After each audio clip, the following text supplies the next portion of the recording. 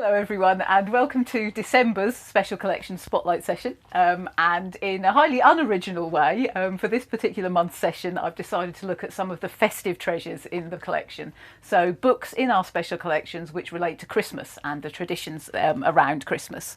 So the first book that I've got out that I want to start with is this rather beautiful book, which I did include in one of our advent calendar pictures. So it was a bit of a mystery book at the time because the title has faded so you can't read it, but it is absolutely beautiful. So this book is stored on the shelves in a box, and usually when we store books in boxes it's because the book is falling to pieces. This one is not stored in a box for that reason. This is stored in a box in order to protect the cover. So the cover is leather and it has some gilding on it and embossing on the spine as well. But what it also has on front and back covers is this paper border that's been pasted onto the outside of the book. And this, as you can see, is quite delicate. So this border is the reason why this book is stored in a box. It's in a box in order to protect it, basically. But this is an absolutely beautiful book, as you can see, as well as that border on the front cover. It is very nicely illustrated. It's gilded. Illustrated throughout. So this book is very much a book that was designed to be looked at. And the book itself is Christmas with the Poets, a collection of songs, carols and descriptive verses relating to the festival of Christmas from the Anglo-Norman period to the present time. So this is a book that is it's what you might almost say a quintessential example of the Victorian gift book. So this is the sort of book that people would give to each other in the Victorian period as a gift for Christmas, with the intention that people would read it, probably read parts of it aloud, sit around and discuss it as part of the kind of ideal of Victorian Christmas that was being propagated by the middle classes in emulation of the Queen and Prince Albert. So this book, as I say, it's got a very nice cover. This is actually the first edition of this book, which was published in 1851. It was incredibly popular. It ran to 7 editions by the next Christmas. So by December of 1852, it was on its 7th edition. But only the first edition seems to have had this paper cover. The rest seem to have been bound in leather with then a gilded pattern of holly and mistletoe, rather than the paper cover that we've got here.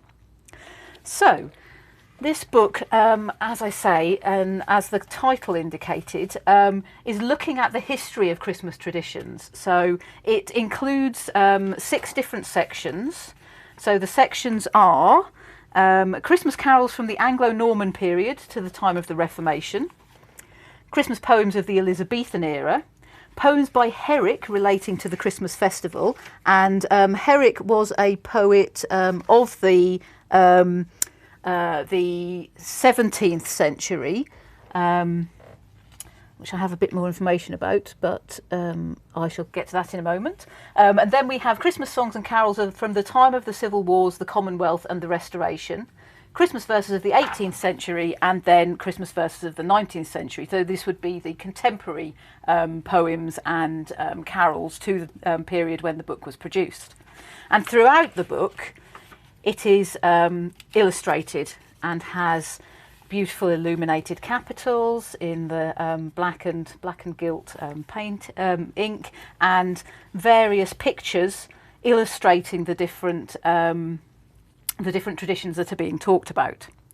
So the book was edited by Henry Visitelli. So Henry Visitelli was a printer and engraver, and he lived from 1820 to 1894.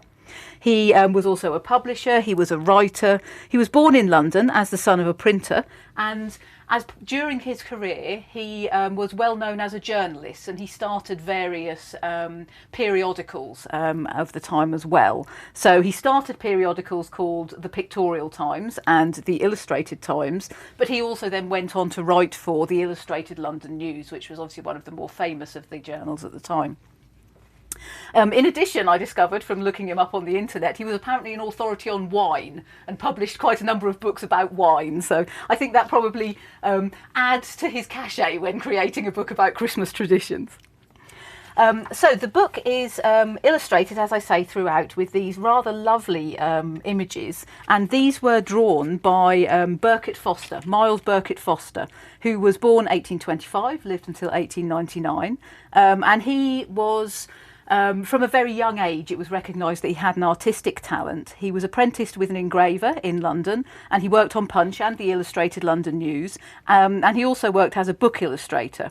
However, in the 1850s, so around about the time that this book was published, he began to train as a watercolourist, and that's what he's mostly renowned as nowadays.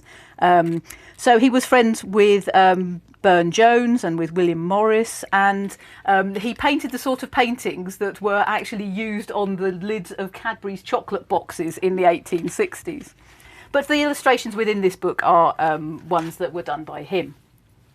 So the book looks at traditions, Christmas traditions, and includes a lot of quite interesting sort of pictures, and many pictures of people drinking. So let's find some good pictures of people drinking.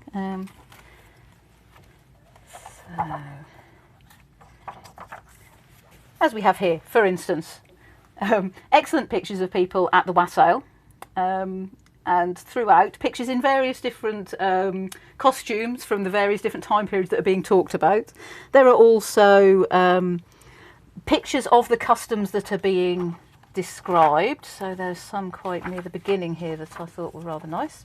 So yeah, pictures of the tradition of the boar's head, which was a medieval tradition which started with a hunt in order to capture the boar, and then the serving of the boar's head being brought in procession as the start of the main festive feast of the season.